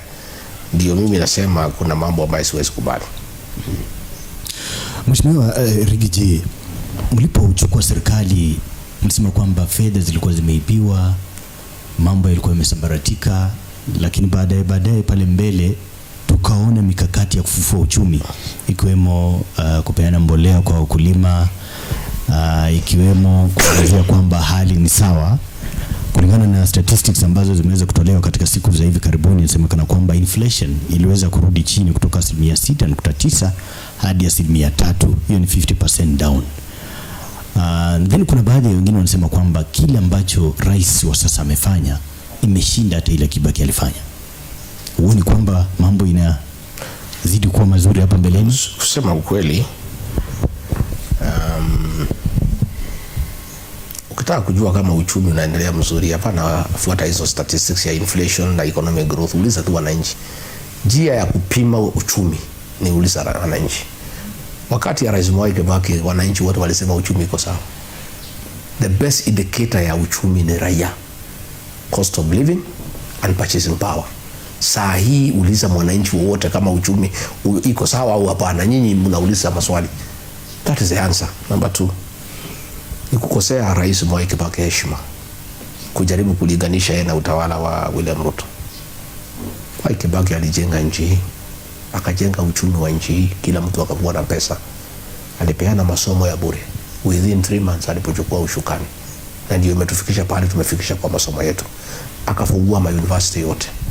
Hii maneno ya simu, kabla Mwai Kibaki achukue hii simu ilikuwa 200,000. Mwai Kibaki ndio alifungua na kupanua mambo ya simu ya mawasiliano. Kila Mkenya sasa ako na simu, anaweza ongea na wewe. Mambo ya M-Pesa ililetwa na Rais Mwai Kibaki ya kurahisisha vile ya watu wanafanya biashara na vile wanafanya transaction. Mwai Kibaki ndiye alijenga bypasses, ambayo hizo bypasses ikafungua Nairobi na majumba ikajengwa. Na hiyo ndio njia ya kujenga manyumba. Njia ya kujenga manyumba hapana serikali kujenga manyumba, hapana. Wewe fungua barabara, weka stima na maji, manyumba itajilete yenyewe. Sasa kusema ati kazi ya Rais William Ruto ya miaka 2 na shida ya Mwai Kibaki, hata sitaki kusema chochote, kwa sababu ni kukosa heshima kwa Rais Mwai Kibaki, kwa sababu kazi alifanya inaonekana. Kwa leo uliza watu ni kazi gani imefanyika na utashangaa. Yeah. Mheshimiwa Rigiji, wewe ni rafiki ya watu wa mkoa wa Magharibi, umekaa huko, umefanya kazi huko, umetembea huko. Ulipokuwa naibu rais kwa miaka tuseme karibu 2, apart from shares, nini ulisukuma kusema ya kwamba hii iende watu wa mkoa wa Magharibi? Number 2, kama ulikuwa rafiki wa watu wa mkoa wa Magharibi, mbona nafasi ulipewa 8 za mawaziri, mkoa wa Magharibi amepewa 2, haukuwapatia hata moja kama rafiki? Sasa hiyo ndio shida, nasema mnataka kupitia kwa mtu mwingine ndio mpate kujani direct. Siwezi wapatia ile, mimi nimenegotiate, kwa sababu hawa walikuwa na watu ya kunegotiate hawa.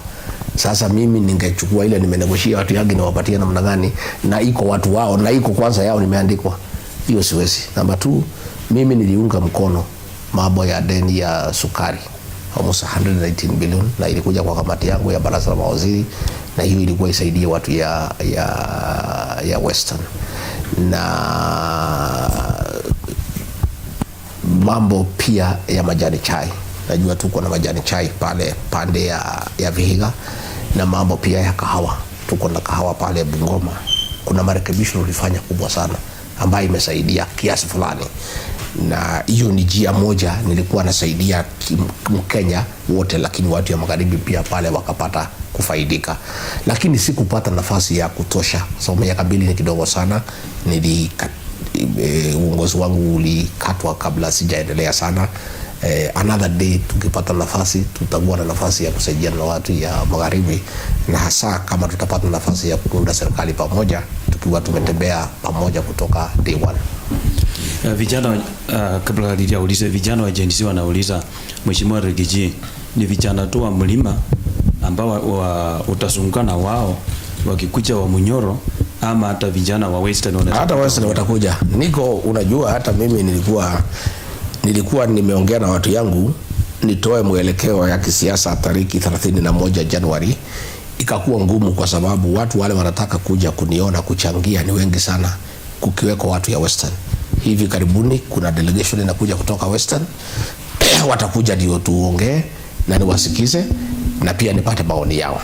Kwa hivyo hata hii nimesema nitaongea tarehe 9, hiyo tu nitakuwa naongea na watu ya nyumbani, sio Kenya nzima, nitaongea na watu ya nyumbani. Unajua ukitaka hii siasa kupanga mzuri, unaanza unapanga nyumbani, ukishamaliza unaenda sasa unakaa chini na watu ya Mlembe, unakaa na watu ya Ukambani, unakaa na watu ya Kisii, unakaa na watu ya Kuria. Na mimi nimeambia viongozi kila mtu apange kwake vizuri.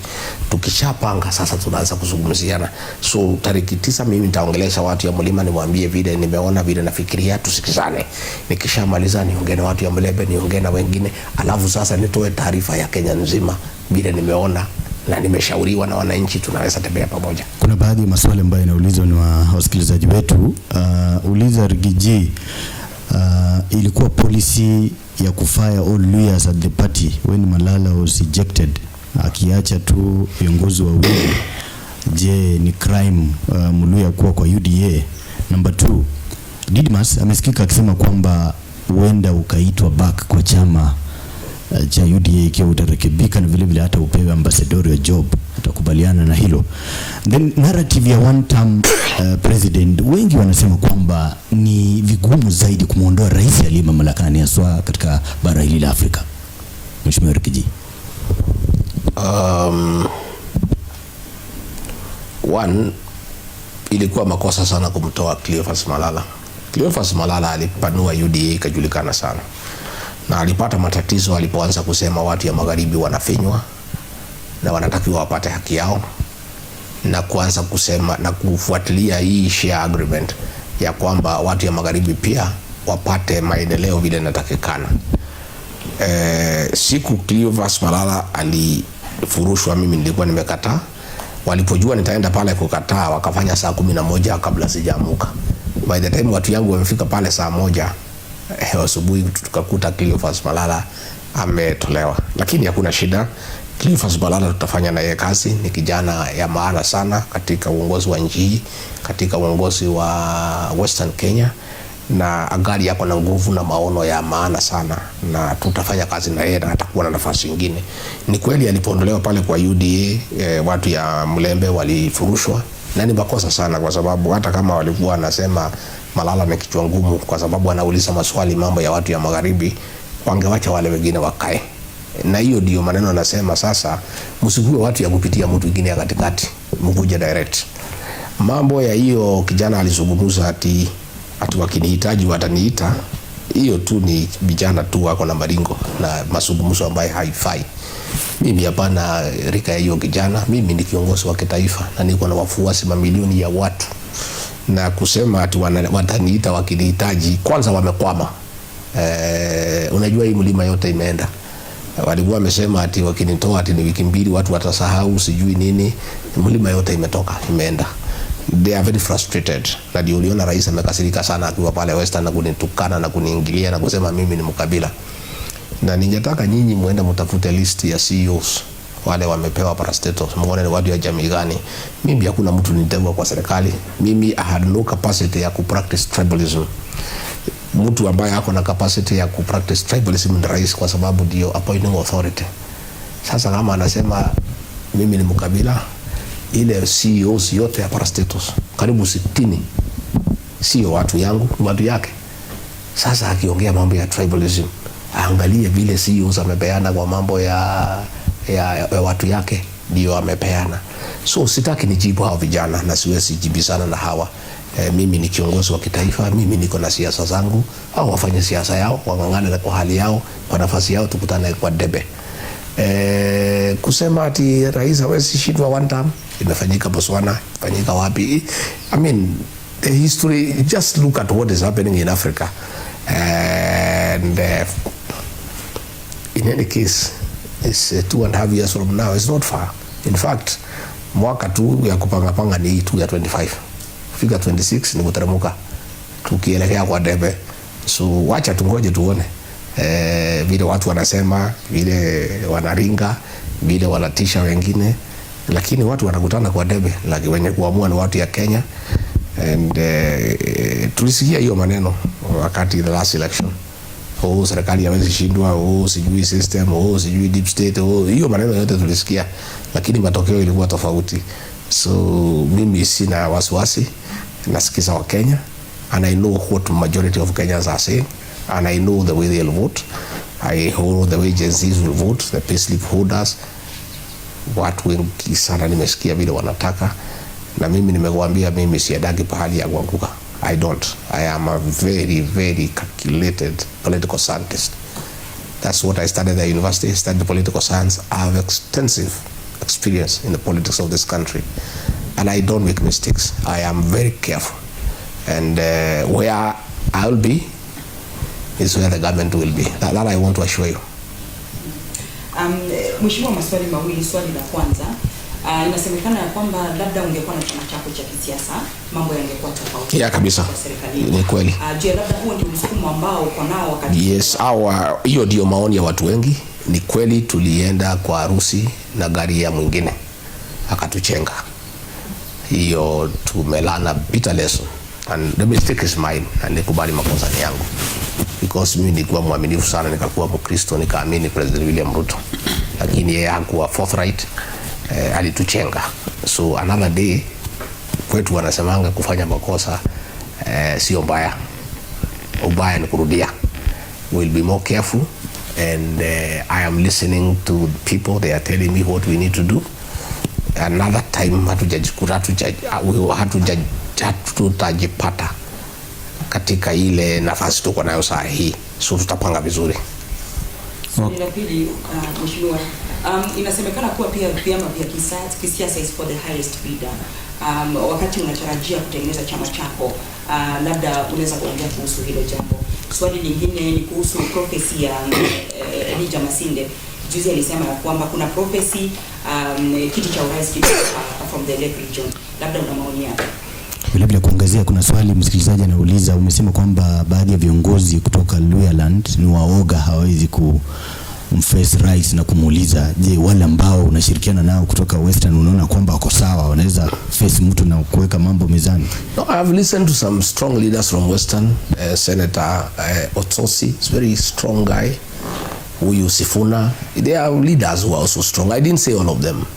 Quite a number of leaders from tuko na Eugene Wamalwa, kiongozi wa maana, na Tebele, kiongozi wa maana, huyu Cleophas Malala, Ososi nimemsikiza vizuri, huyu kijana Salasia. We have got strong leaders in Western. All is not lost. Na najua watatetea watu ya Western. Mimi hiyo, how far are we to almost finish? Yeah, we almost finishing. So wacha niseme namna hii nikimalizia. Kuna swala moja ya kwamba juzi ukaona ANC kafunjwa ikapo hivyo. Wow. Fort Kenya bado. What's your comment? Alafu number 2, is this country on the right direction? Jambo la tatu, alafu la mwisho kabisa, useme ikutoke. Unafikiria nini kuhusu wananchi wa Mlembe? Sijui kwa nini Musalia ameamua kufold chama yake aende UDA, because kama angeona ile shida sisi tumepata watu ya Mlima kuwa wa UDA bila chama yetu, lakini hiyo ni shauri yake. Hatuwezi mwambia vile atafanya. Tutamwachia hiyo, that is up to him. Mambo ya prophecy ya Elijah Masinde, and this is my last word to the people of Mlembe, ile ameniambia niseme nitoke. Yeye alitoa prophecy ya kwamba uongozi wa Western utatoka kwa Ziwa. Haijafanyika mpaka wa leo.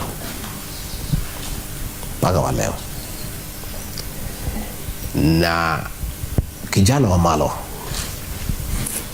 alifuata hiyo, akatembea na Jaramogi, haikupatikana.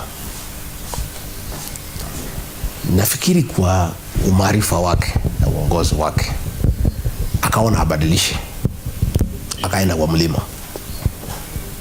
akatafuta Mwai Kibaki, akapata. Isipokuwa kwa bahati mbaya akaaga dunia. Mwai Kibaki alikuwa muungwana sana. Alipokufa akachukua Moody Award. Kwa sababu hiyo sisi ni waungwana watu ya mlima. Tukiagana kitu tunafanya. 2007 mkawacha hiyo barabara, kijana wa Malwa, mkarudi kwa mambo ya Elijah Masinde kufuata ziwa. Mumekosa miaka hiyo yote. Nimeambiwa kuna msemo ya Waluya ya kwamba nyati akifuka mto afaulu apite vizuri, mtoto wake upitie hapo.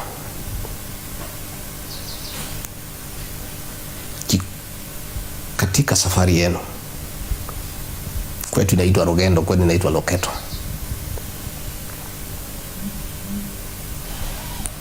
ufikirie.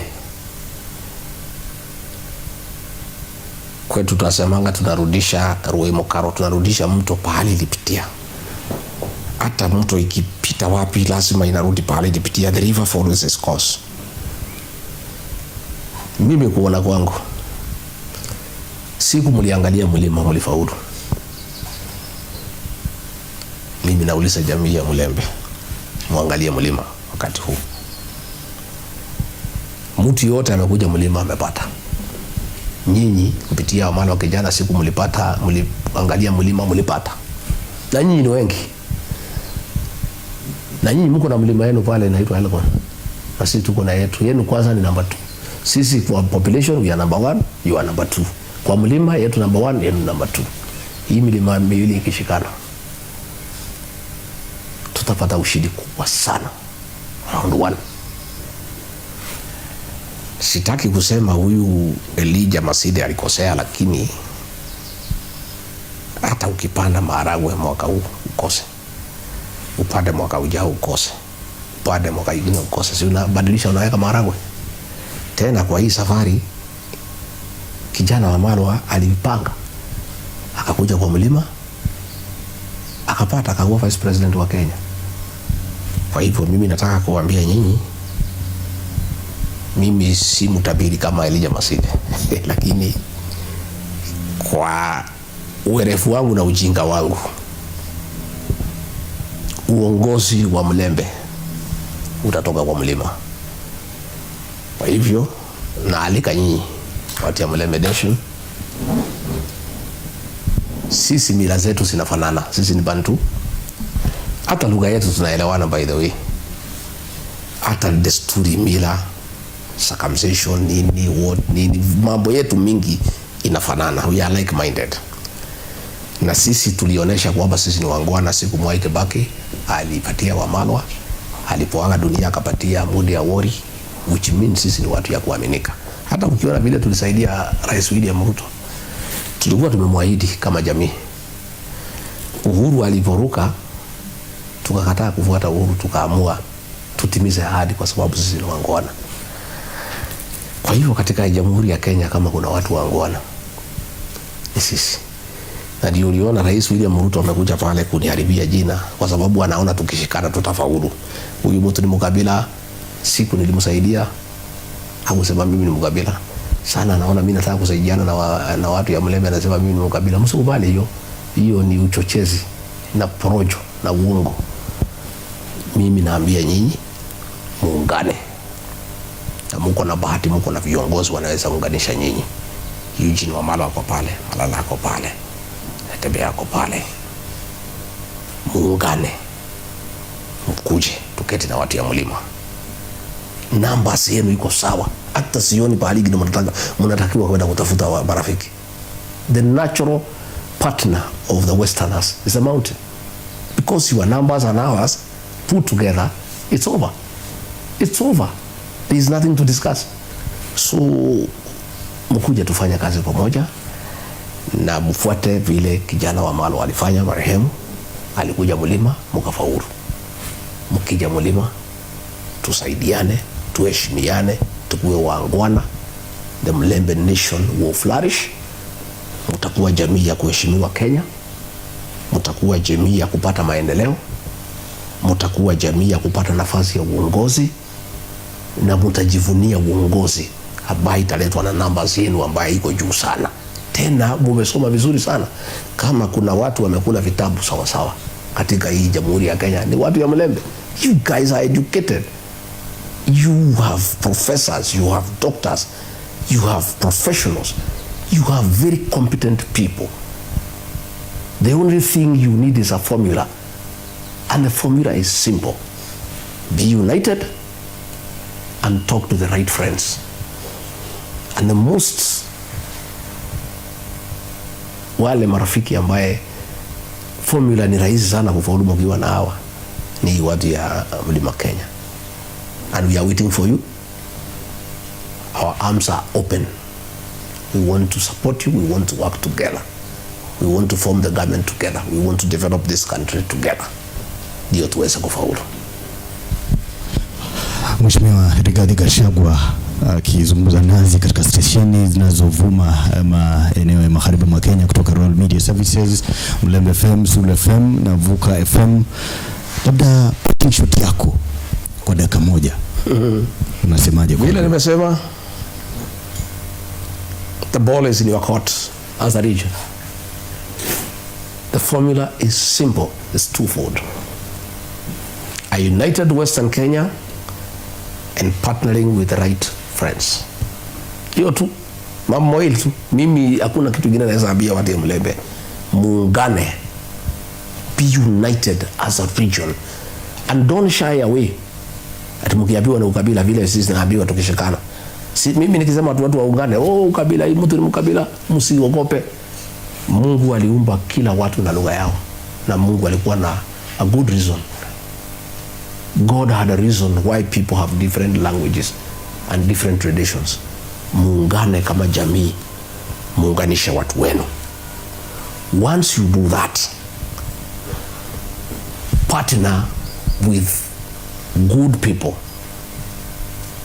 Watu wako na integrity, watu wako na honesty, people who have a proven track record of honoring promises. Sisi watu ya Mlima tulipatia William Ruto a promise. We'll elect him to be president, and we did. Akafika, akaturuka. Tumewachana na yeye kabisa forever. Hiyo tumetoka hapo. We are available for new friends. Na wale tunaona for now a good friend that tunaona tukishikana tutafaulu ni watu ya Mlembe Nation. So nyinyi muende muunganisha watu wenu. But in the process muitishe haki yenu ile mliahidiwa. Msikae tu ati mnangoja sisi. In the meantime 2 years muitishe haki yenu. Then tuungane, tuunde serikali pamoja. We develop Western Kenya. We develop the rest of the country, and we get the dignity of the Mlembe Nation to be restored. Na muheshimike. Msikuje watu tu ya kuangaliwa tu ya kutumika vibaya. Sisi kama Mlima tumetumiwa vibaya, and we are very unhappy about it. And we are going to correct the situation. Nobody again will misuse us. Tumekuwa misused vibaya sana. Tumetumika vibaya sana, and our people are very bitter. But we will correct the situation so that nobody can misuse us. Na nyinyi nataka mtafute heshima yenu. Na heshima yenu ni kuungana, kuja kwa meza, kutafuta marafiki, tutembee pamoja. Mheshimiwa, labda for the sake of national unity and reconciliation, what would you say? Let all Kenyans be united. And being united is not singing praise worship to President William Ruto. Unajua yeye anasema watu wote wakisema ni yeye ndio Kenya is united, and that is not true. To be united is that we have no fight with the Mlembe Nation. So hatuna ugomvi na nyinyi. Hatuna ugomvi na watu ya Jaluo, ya Luo Nation. We are not fighting. Watu wafanya biashara, watu waoane, watu wazaane. Kila mtu atembee anywhere in Kenya. That is the Kenya that we want. Kidogo Mheshimiwa, ulisema utafunga Mlima kabisa mpaka hata timu zingine watakosa agents, watakosa watu wa kusimamia kura. Si kusema ule nilisema ni rais, nisema yeye unajua alikuwa pale. Okay. Yeye tumefungia yeye because amekuwa dishonest, ametutumia vibaya na kwanza ile kitu imekasirisha watu ya Mlima sana. Ni siku ameenda ametafuta hii kijana ya Webuye anaitwa Dan Wanyama. Amemwambia ati atangaze ati wataunganisha jamii zote kutenga watu ya mlima. Hiyo si Mheshimiwa Dani alisema na Mheshimiwa Rais. Ni yeye anamwambia. Si unajua hii rais tunamjua. Tena ana msemo wanaambia wabunge sema hii na sema hii. Hiyo ni maongeo ya rais. Unajua sisi tunamjua. Yeye anajaribu kupanga other communities against the mountain. Hiyo kitu imekasirisha watu wa mlima sana.